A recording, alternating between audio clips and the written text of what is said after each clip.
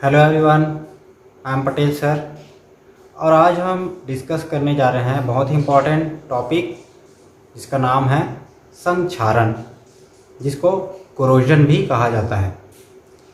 आप लोगों ने अक्सर देखा होगा कि अपने घरों में खुले में कोई लोहे की वस्तु पड़ी हो तो धीरे धीरे उसमें जंग लगना चालू हो जाता है। या फिर आपने देखा होगा घर में जो सोने चांदी के गहने पहने रहते हैं, उन गहनों में आप देखेंगे धीरे धीरे उसकी जो चमक होती है वो फीकी पड़ने लगती है। जो तांबे के बर्तन होते हैं या पाइप होते हैं या अन्य सामग्री जिसका जो रंग है कुछ समय बाद इसमें हरापन आने लगता है। या फिर आप एल्युमिनियम देखेंगे, वो भी धीरे धीरे उसमें भी संक्षारण की क्रिया होने लगती है। उसमें उसका कलर हालांकि परिवर्तित नहीं होता, लेकिन उसको देखने से पता चल जाता है, हम उसको सड़ना शब्द बोल देते हैं। तो एक्चुअल में ये है क्या, ये सारी जो एग्जाम्पल जो है ये सब संक्षारण का उदाहरण है। तो लोहे में जंग लगना हो या बाकी अन्य जो धातुओं का रंग परिवर्तित होना या सोने और चांदी का जो रंग है उसकी जो चमक है उसमें फीकी पड़ना, ये सारी जो है संक्षारण के एग्जाम्पल हैं। तो बात करते हैं हम संक्षारण की आखिर परिभाषा क्या है, संक्षारण होता क्यों है। तो संक्षारण प्रायः धातुओं में देखा जाता है या धातुओं में होता है।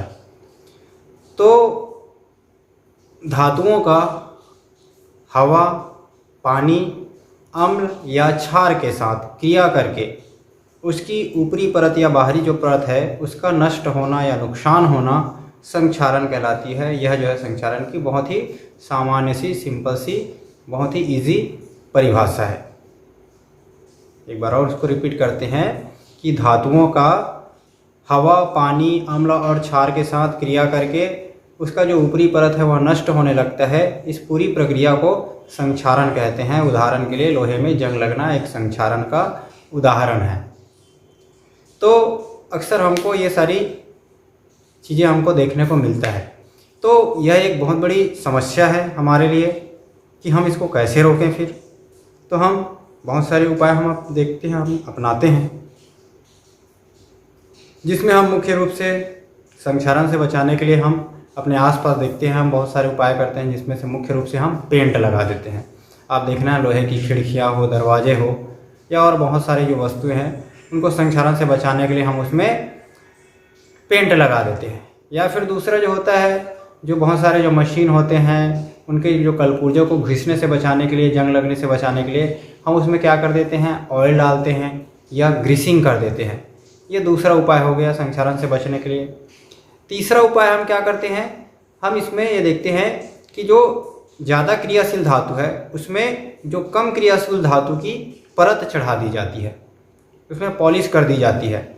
जैसे कि आप देखेंगे साइकिल जो है, मोटर गाड़ी के जो वाहन के जो आपने हैंडल देखा होगा, वो स्टील जैसा दिखाई देता है, लेकिन बहुत समय के बाद देखते हैं हम उसमें भी जंग लगना चालू हो जाता है। तो एक्चुअल में वो स्टील होता नहीं है, लोहा ही होता है, लेकिन उसके ऊपर क्रोमियम की हल्की पतली परत चढ़ा दी जाती है, तो निकल या क्रोमियम की परत चढ़ा दी जाती है, जिसके कारण से उसमें संक्षारण की जो प्रक्रिया है वो काफ़ी धीमी हो जाती है। तो ये एक उपाय हो जाता है। अगला एक और उपाय हो जाता है विद्युत लेपन। यह विद्युत लेपन भी एक प्रकार का पॉलिश करने का एक प्रक्रिया है, जिसमें कम क्रियाशील धातुओं का परत उसमें चढ़ा दिया जाता है। ये विद्युत प्रक्रिया द्वारा किया जाता है। एक और प्रक्रिया होता है जिसे संक्षारण से बचाने के लिए, जिसको कहा जाता है गैल्वेनाइजेशन।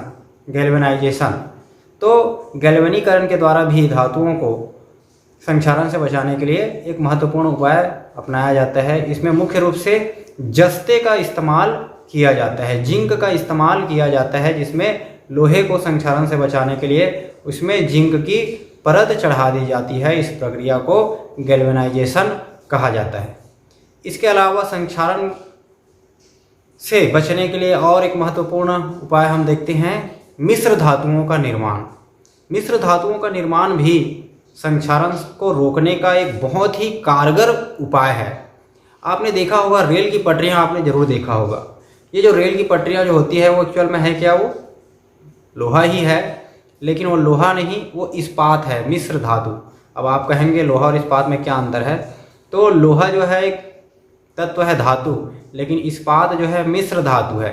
लोहे में कार्बन को मिलाया जाता है तो वह जो है क्या कहलाता है, इस्पात, जिससे कि उसमें जंग लगने की जो प्रक्रिया है वो धीमी हो जाती है।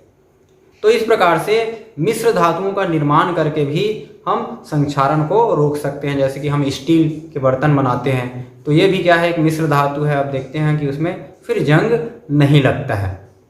हम कांसे के बर्तन देखते हैं, पीतल के जो बर्तन देखते हैं वह भी एक मिश्र धातु का उदाहरण है। हम कुकर जो बनाते हैं वो भी बहुत सारे धातुओं का एक मिश्र धातु है। तो इस प्रकार से संक्षारण को रोका जा सकता है।